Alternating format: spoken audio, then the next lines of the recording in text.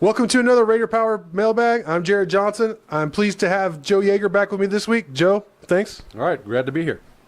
We're going to dive right into these questions. We have a bunch to get to. The first one is from Texans for Tech. This is a recruiting question about Washington State and how they seem to go for a lot of the same prospects that Tech does. They seem to offer a lot of the same prospects that the Red Raiders do. And, basically, why do they do that? And do I get the impression that everybody still has a great relationship, Kingsbury and Leach and Emo and everybody? What do you think? What's your? Well, I mean, I think the why that this would be happening is fairly clear. I mean, same sorts of offenses. They're going to go after a lot of the same guys on offense. And Leach obviously has great familiarity with Texas, having been down here in Oklahoma all this time. So that explains that part of it. And as far as any animosity, I can't imagine that there would be because, I mean, Leach realizes the way the game is played, and he understands that, Tech is probably going to win most of these recruiting battles because I think that was partially about what the question was about. Tech is probably going to win a lot of these recruiting battles because this is right in Tech's backyard. We should be winning most of these. If he can get a few good players out of Texas every year, he's probably happy, and he's not going to be mad at KK or anybody. Then the next question, Tapadaka wants to know from both of us what our real expectations for the defense is next season, and especially with the soon-to-be completely new defensive line. Go ahead, Joe. To me, it's always pretty worrisome when you're counting on newcomers to come in and solve your problems. And that's the way it sounds like right now on the defensive side, that Wallersted's kind of counting on these guys to come in and make a big difference. And who knows, maybe they can come in and do it. But, from past experience, and particularly with Texas Tech, we've often seen that JUCO players need really a full year to get into the swing of things and don't make a huge impact until that second year. So if these guys can come in and just set everything on fire, then that's excellent and that's wonderful. But personally, I'm not counting on it, and I think Tech's going to have to outscore some teams this year. Well, that's nothing new, having to outscore some teams, and that's kind of it's become a Big 12 tradition. But as far as defensively, I think for the most part I agree. I think there's a couple exceptions. I think Rico Levy, I think he could come in, and I think they are definitely counting on him specifically to not just come in and kind of contribute, but to come in and dominate. So, and by looking at his film and the things he's accomplished and his size, he's a completely different animal than almost literally than Tech has recruited in some time. So I think he will make a huge impact. And I think a guy like Brandon Thorpe, I think he could be a huge difference as far as, like, if he comes in and he's a difference maker, then Tech has a good shot to be, fair. But if he comes in and he does need a year, then that could be a spot on that defensive end, that kind of defensive tackle where they're expecting him to play. That could be a real problem for them. I mean, they could get pushed around by some of the better Big 12 teams again. Next question is from Old Texan 1953. He wants to know who we think will be the running back this season, and do you think any of the young players will surprise anyone? Well, I mean, one thing that's been clear to me from what we've seen so far this year and last year is that Kingsbury and his staff are extremely loyal to, formerly Kenny Williams, but now he's on defense, and DeAndre Washington all the time. When the question is asked about running back, these guys talk about, these are great players. These are excellent players, and I believe running back coach even mentioned that Jinx thought that both of these guys had shots at playing in the NFL one of these days. So, I mean, I see no reason to believe that loyalty is not going to continue throughout the year.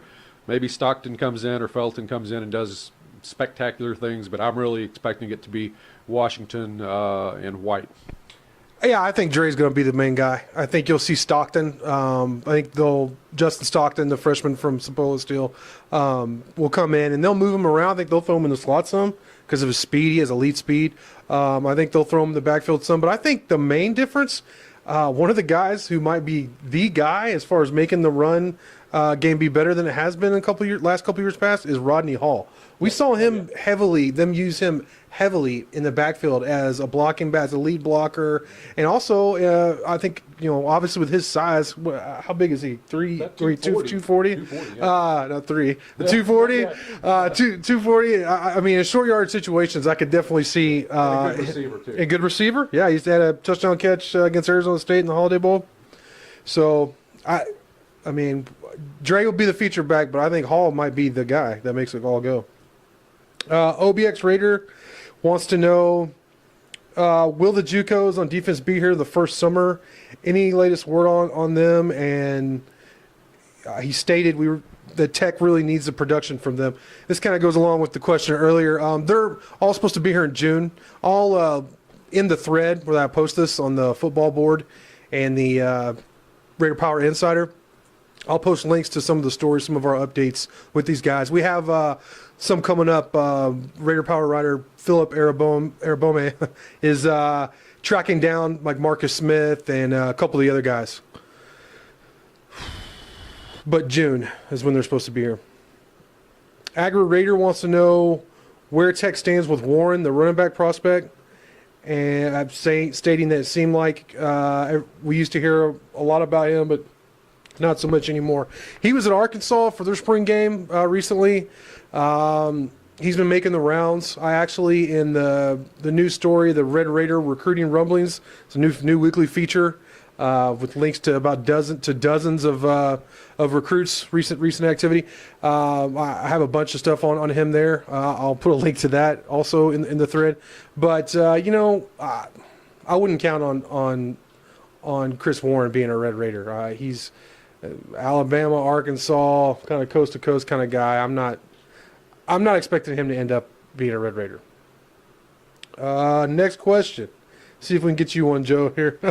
All right, let's see here. Okay, here's a good one. Texas Tech pickup Pal. I can't even say his name. Pika. Pal. What is the one game that would seem to be a gimme on paper that we are most concerned about us losing? His is Iowa State and Ames in late November. And could we provide reasoning, which would be nice? Yeah. Well, to be perfectly honest, I mean, outside of Central Arkansas, UTEP, and Kansas, I don't see any gimmies on the schedule. And I don't consider Iowa State in Ames. They're expected to win, though. Tech's expected to win. They're going to be favored by Vegas. Well, you would hope they would be favored. It depends on how things. That's November. You would expect they'd be. Yeah, I would say that Tech would be favored, but as far as being a gimme, to me, that's kind of a different thing than you're expected to win by 4 or 5 points. Outside of those three that I mentioned, I don't really see any gimmies at all, and that's just kind of honestly the way I see it. Motor City Titans fan has a basketball question. Given some of the losses and gains by other Big 12 basketball teams, do you see the conference being as strong next season as it was this past year? Or, for example, do you see 7 teams in the Big Dance? But, obviously with Andrew Wiggins and Smart, some of those guys leaving. What do you think, Joe? Man, I really think it's going to be a murderer's row again, to be perfectly honest. I mean, there's going to be some really, really improved basketball teams. Texas and West Virginia are going to be dynamite next year.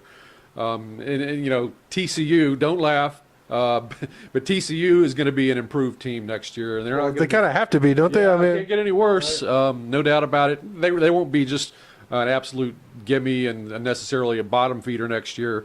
I honestly, in Kansas, I don't care what anybody says. I don't care how many people they lose. It's still Kansas, and they've been winning Big 12 championships as long as anybody can remember. And I wouldn't be surprised if they won it again next year. I don't care who they lost. They're going to be very, very difficult. Kansas State, I think, will improve a little bit. I think Baylor could slip a little bit. Oklahoma State will slip, but not quite as much as people think. I think they're still going to be a pretty tough team. Iowa State got some good players returning. It's just not going to be an easy conference, to say the very least. And of course, the big news recently was Miles Turner choosing UT. I mean, that's huge. Number 2, I covered him when I was at the 4-Star Telegram. He's just he's the number 2 player in the country for a reason. So Billy Clyde was on him very early, but obviously that didn't pan out. Yeah. Another question from Motor City Titans fan. He wants to know, basically, fan support. Do you think Tech built a strong enough foundation for where even the before conference, the pre-conference games, if the attendance will be up, or if it'll be as bad as pre-conference last season? Right. Well, I mean, I think that Tubby has ignited something here. I really do. I think, people had fun at the games last year because, I mean, Tech was competitive. They beat some great teams, should have beaten Kansas probably. Have proved to the fans that they can stick with anybody inside the USA, and that counts for a lot. People go in, they don't expect a beat down on the local boys. They expect to compete and win some of these games, and that makes coming to games a lot of fun. And it's, even though it was kind of a slow-paced style of basketball, it was still a lot of fun to watch. And so I think conference games are going to be just as rocking as they ever were. Now, historically, non-conference games, here at Tech, this is still football country, and at that time of year, people are still a little bit in football mode. So you can't expect sellouts in non-conference. This is probably not going to happen. But I think you could see some improvement over last year just because clearly Tubby has got things going in the right direction. Yeah, Tubby does, the staff does, but also the marketing department did a great job. Yeah, I think they'll, I think it'll be better than last year. John Galt 4TT wants to know when we'll hear from Darren Chiaverini about his philosophy on punt returns. I tell you what, John Galt, I interviewed him a couple weeks ago. I have a Q&A. I don't know if you saw that. He had kind of addressed a lot of that, and I'll put yet another link in this thread for you where you can read. It'll be better than using me as a filter here. Another basketball question. Joe Dunk 84 wants to know who's going to take. This is a great question. Who's going to take over the leadership mantle? That it's a huge void that Jay Croc is leaving behind here. Well, I mean, all right, we got 4 returnees basically that are going to be playing meaningful minutes, and out of that group, I think Robert Turner has some potential to be a leader. Obviously, being a point guard, that kind of lends itself to a leadership role, and at times Turner has shown that he can be a vocal leader, but he's also one of those guys that, just like his game can be up and down, his leadership can be that way too. When things are going good, he's rah-rah.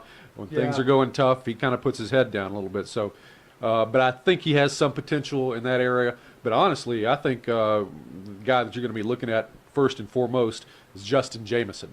Because that guy is 23 years old. He's played professional baseball. He's been through all sorts of life experiences. His JUCO coach praises him as being almost like a coach on the court, and like he hangs out with the coaches and stuff. Just a really smart guy, well-spoken, should command respect, and I think probably him and to some extent also Turner are going to be your leadership guys. Yeah, I think Gocher's another guy you can look at too. Has some skins on the wall and seems to have respect of some of his teammates. So I think. I agree with what Joe said. I think you throw Todrick in there, I think you have a pretty good nucleus there for some leadership. Engine 53 wants to know, recruiting strategy-wise, is there really committable offers and not so much, or is an offer an offer? Does Tech slow walk recruits, waiting on other more prize, even after offering? Well, I can tell you one guy that I know that they kind of slowed was Tecklenburg, Sam Tecklenburg. He's a Tech legacy. He committed to Baylor recently. I know just from talking with him, he was supposed to go to junior day, but then Tech actually, he texted me. I talked to him before. He said he thought he was going to go. He texted me saying, no, they told him not to come, to wait. And then they kind of said, okay, not next weekend. And then so finally, when I talked to him later on, he was like, I'm not even considering Tech anymore, because obviously Tech wasn't considering him. So that kind of thing happens with every school. That's just kind of part of the game. It's a numbers game. Tech's going to offer anywhere from like 170 players this year. Obviously, they're not going to sign all of them. Last year, they offered over 170 prospects and signed 25. So that's just part of the game. And that's going to do it this week. Really appreciate y'all joining us for another RaiderPower Mailbag. Joe, thank you very much. Great. See y'all next week.